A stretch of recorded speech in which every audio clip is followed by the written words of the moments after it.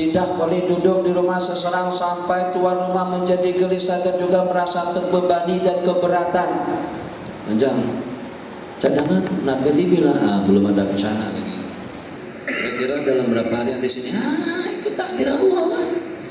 Allah takdirkan 3 hari, 3 hari. Allah takdirkan seminggu ya seminggu.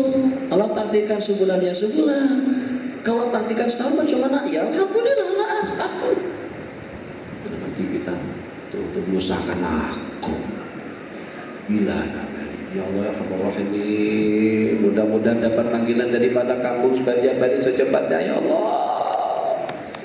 Dulunya manjang terik berdoa salat tahajud untuk kemaslahatan pribadi, tadi pada waktu itu berdoa ya Rahim, mudah-mudahan tetamu ini beranjak keluar daripada rumahku secepatnya ya Allah.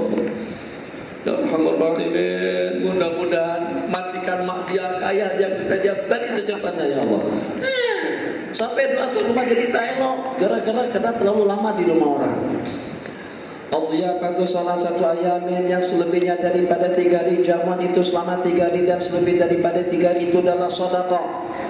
Tapi ada dengan sebagian marahkah kita kalau pada waktu kita duduk di luar, kalau pada waktu kita duduk di hotel, kalau pada waktu kita duduk di rumah sewa, apa?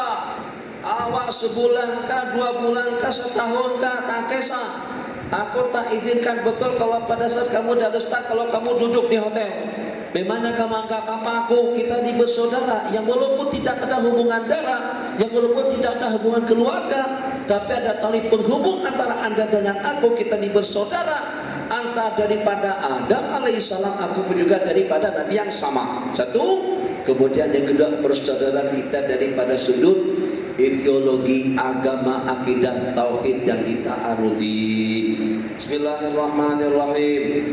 Jaizatu yaumun wa lailatun yukrimuhu wa yutrifuhu.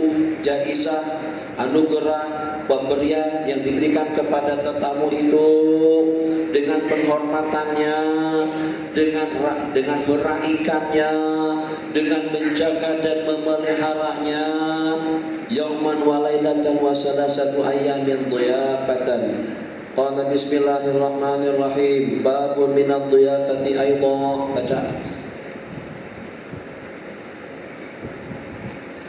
Baca hadis ikut urutan penyantum.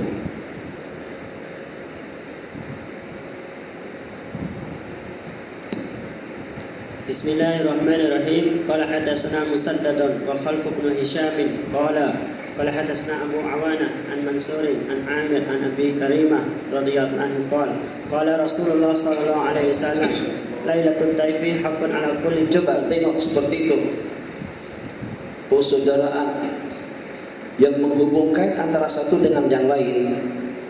Nabi kita bersabda, 1 hari 1 malamnya tetamu itu kewajiban ke atas setiap muslim. Jadi kita kemana saja, kita akan menumpang, akan duduk, akan tinggal di rumah saudara kita. Di samping persaudaraan itu tidak hanya dengan negeri, dengan daerah, dengan kampung, tapi persaudaraan itulah persaudaraan yang menghubungkan kita dengan dunia, dengan segala penduduknya. Jadi kemana saja kita pergi, asalkan ada warga muslim, berarti dia punya kewajiban untuk memberikan dhiyafah kepada kita. Begitu juga sebaliknya. Nabi kita tak katakan itu adalah tanggung jawab keluarga. Nabi kita tak katakan itulah tanggung jawab daripada individu. Nabi kita tak katakan itulah tanggung jawab daripada pihak jabatan. Tidak. Ad-dhiyafatu, satu dhiyafah pada malam pertama atau pada yang pertama itu kewajiban ke atas setiap orang muslim. Taman asbaha bi fanaihi, maka sesiapa saja yang pada pagi harinya ada tetamu singgah di hadapan rumahnya, bahwa alaihi dainun, maka itu adalah merupakan tanggungan hutang ke atasnya. Insya'at qadha wa insya'at tarad, ya imam hutangnya itu dia bayar itu dengan memberikan layanan kepada tetamu yang singgah dan datang, ataupun juga dia tinggalkan. Ayyuma rajulin Allah yauman fasbah dhaifu mahruman fa inna nasrahu haqqun ala kulli muslimin. Nabi kita bersabda dalam sebuah peristiwa daripada Miqdad bin Abi Karimah, barang siapa sesiapa saja daripada seorang tetamu yang singgah di sebuah kampung, di sebuah masyarakat, di sebuah lingkungan, di sebuah kumpulan, fasbah dhaifu mahruman, pada hari itu si tetamu tadi itu mahrum, kelaparan, kehausan, menderita, sengsara, mahrum daripada segala keperluan, terelak daripada segala keperluan. Nabi kita bersabda, sesiapa saja yang menjadi tetamu kepada kaum, kemudian dengan tetamu tadi itu terhalang daripada segala keperluan, makanan, minuman, penempatan dan juga dengan perkara-perkara seumpamanya, maka untuk pembelaan kepada tetamu tadi itu merupakan kewajiban ke atas tiap muslim. Hatta ya'khudha bi qira'ah lailatin min zanihi wa malihi, sehingga semua individu tadi itu mempunyai kewajiban atau mempunyai hak untuk menuntut tuan rumah yang didatangi oleh tetamu tadi itu untuk memberikan haknya sepenuhnya, baik daripada tanamannya atau juga daripada duit yang dimilikinya. Gambaran sederhana, kalau si Taufik ini datang ke rumah saya, terus saya tak bagi jamuan, maka tuan-tuan dan puan-puan semuanya boleh memaksakan saya, Nur, coba tolong keluarkan 30 ringgit untuk keperluan tetamu yang duduk di rumah anta. Nah, jadi bukan dia yang menuntut kepada saya, semuanya punya hak untuk menuntut dan juga untuk mengambilkan hak Taufik tadi itu seketika menjadi tetamu di rumah saya. Nah, qala hadatsana Qutaibah bin Sa'id qala hadatsana Al-Laits an Yazid bin Abi Habib an Abi Khairi an Uqbah ibn Amir annahu qala qulna ya Rasulullah innaka tab'asuna fananzilu biqaumin fama yakruna. Sayyiduna Uqbah bin Amir yang berkubur di Mesir, salah satu daripada panglima perang yang terkenal dan juga salah satu daripada sahabat Nabi yang dikatakan Allah ijabahkan doa di dekat kubur beliau. Uqbah bin Amir satu, Uqbah bin Nafi' dua. Jadi diantara daripada jasa baik beliau terhadap Islam, beliaulah yang membawa agama Islam, dakwah Islam ke kawasan Afrika dengan Sayyidina Amr bin Al-As dan juga dengan sahabat Nabi kita Uqbah bin Nafi'. Beliau menceritakan tentang satu kejadian. Kami pernah berkata kepada baginda Rasulullah SAW, ya Rasulullah, kami ini diberangkatkan dan diutus untuk berperang ke sana dan kemari. Kami ini diberangkatkan dan diutus untuk ke sana dan kemari, sehingga dengan kami menumpang hidup di satu kumpulan, di satu keluarga. Fama yakrunana, tapi dengan keluarga tadi itu tidak memberikan jawaban kepada kami. Ini yang berlaku. Oke, untuk kumpulan daripada sini kalian pergi ke kawasan Bacok, Kelantan, atau saya berangkatkan ke Alun Mengkudu, saya berangkatkan ke Masjid Pekar Peluru, saya berangkatkan ke kawasan Alun Janggus. Jadi setelah sampai ke kawasan Alun Janggus, tidak ada seorang pun daripada warga Alun Janggus yang memberikan perhatian, tumpuan dan juga dhiyafah jamuan kepada mereka. Maka itulah yang dikeluhkan oleh sahabat Nabi. Kami ini diberangkatkan ke satu daerah. Setelah kami sampai ke daerah tersebut, ternyata orang daerah tidak memberikan pengakuan apa-apa kepada kami. Bama yakurunana, apa yang harus kami lakukan? Tama toro. Maka Nabi kita bersabda berkata kepada kami, idza nazaltum biqaumin, apabila dengan kalian sehingga datang kepada satu kumpulan kaum, fa'amaru lakum bima yang bagi lidhaifi, maka dengan mereka memerintahkan untuk kalian dengan layanan yang sepatutnya untuk para tetamu, maka terimalah itu. Tapi kalau seandainya dengan mereka tidak melakukannya, fafudu minhum haqqad dhaifi alladhi yanbaghi lahum, tapi kalau ternyata mereka tidak memberikannya, ambillah daripada mereka makanan, minuman, keperluan yang diperlukan untuk kalian sesuai dengan pemberian yang diberikan dan yang selayaknya untuk kamu. Khudhu minhum haqqad dhaifi alladhi yanbaghi lahum. Ini budaya yang semacam ini sudah terkikis, sehingga dengan kita akan merasa asing kadang-kadang di negeri orang.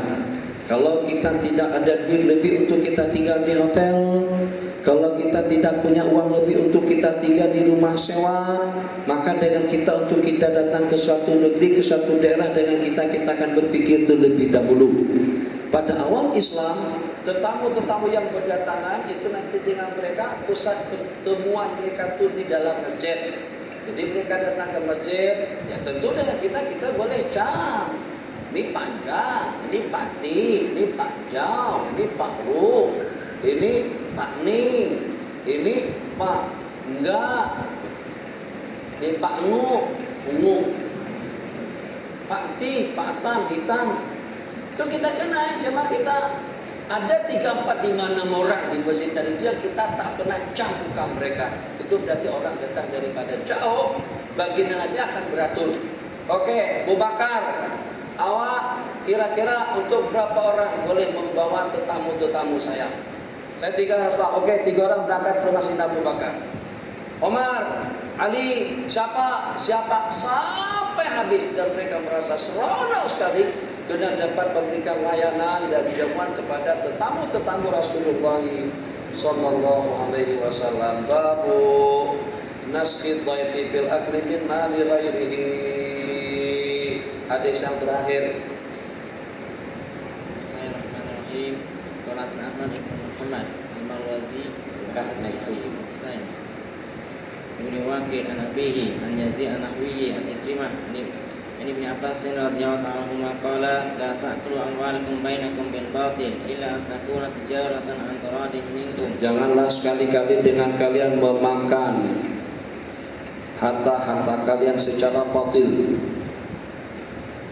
Janganlah sekali-kali dengan kamu memakan harta-harta kamu, maksudnya sanak saudara kamu atau lingkungan dan masyarakatmu secara batil, kecuali kalau daripada jalur perniagaan secara merestui.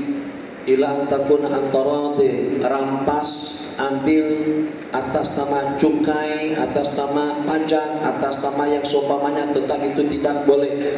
Itu termasuk aklu amwalin nasi bil batil. Kita kenakan denda, termasuk aklu amwalin nasi bil batil. Kita saman, kita ambil duitnya, termasuk memakan harta orang lain secara batil. Disebabkan karena dengan cara yang dibenarkan itu dengan cara akan jual beli, transaksi jual beli, dan itu juga tidak ada unsur paksa memaksa. Bahkan rajulu yuhdiju ayakula inda ahadin minan nasi ba'da ma nazalat hadil ayatu, maka seorang laki-laki merasa bersalah, merasa berdosa, maka di tempat orang lain disebabkan karena dengan ayat yang diturunkan. La ta'kulu amwalakum bainakum bil batil, takut kalau termakan harta orang itu secara batil atau juga secara haram. Panasakha dzalikal ayatul lati fin nur faqala laisa alaikum junahun an ta'kulu min buyutikum ila qaulihi ashdada. Maka Allah turunkan ayat yang ada di dalam surah An-Nur yang tidak melarang dan tidak menyalahkan seseorang makan daripada tempat duduknya. Karena rajulu al-ghaniyyu yatur rajulu min ahli ta'am. Seorang laki-laki yang kaya yang punya kelebihan mengajak seseorang untuk makan ke rumahnya.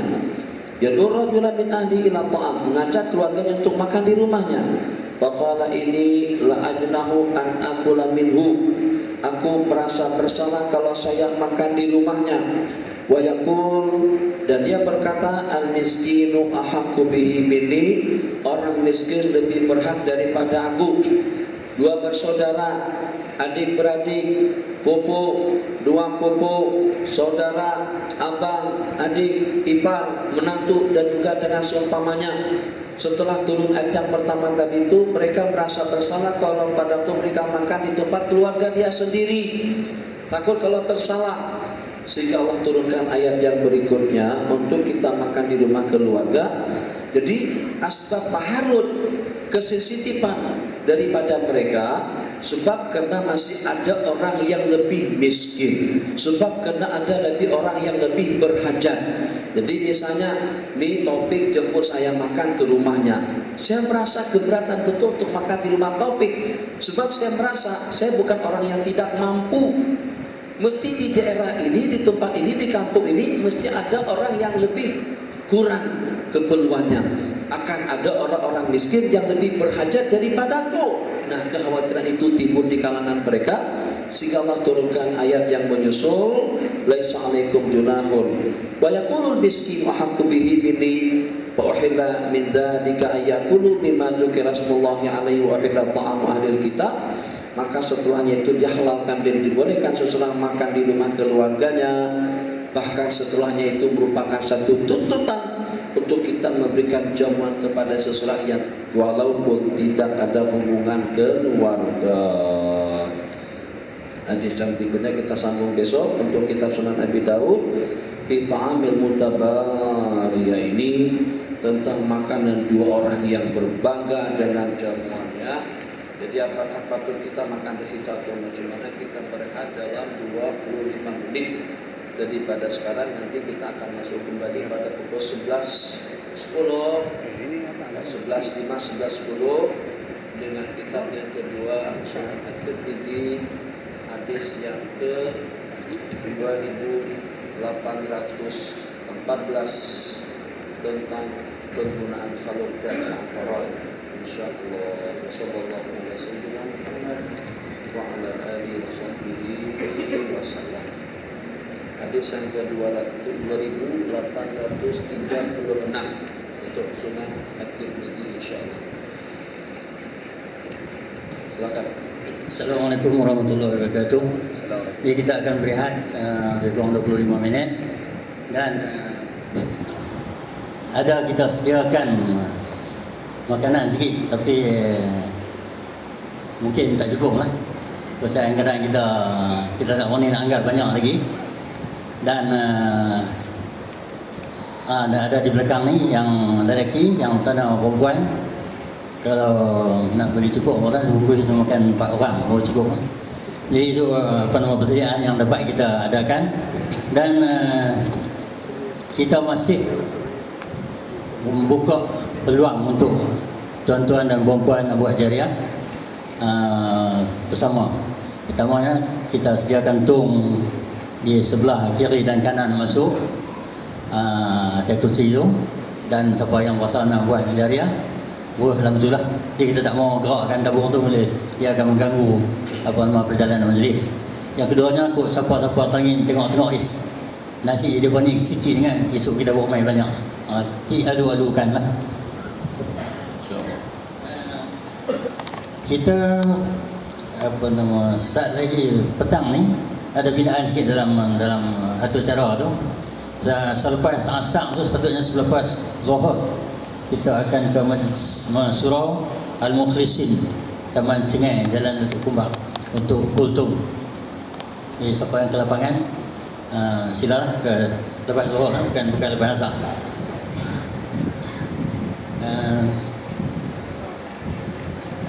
Jadi cakap itulah pengumuman saya, dan silakan untuk berehat.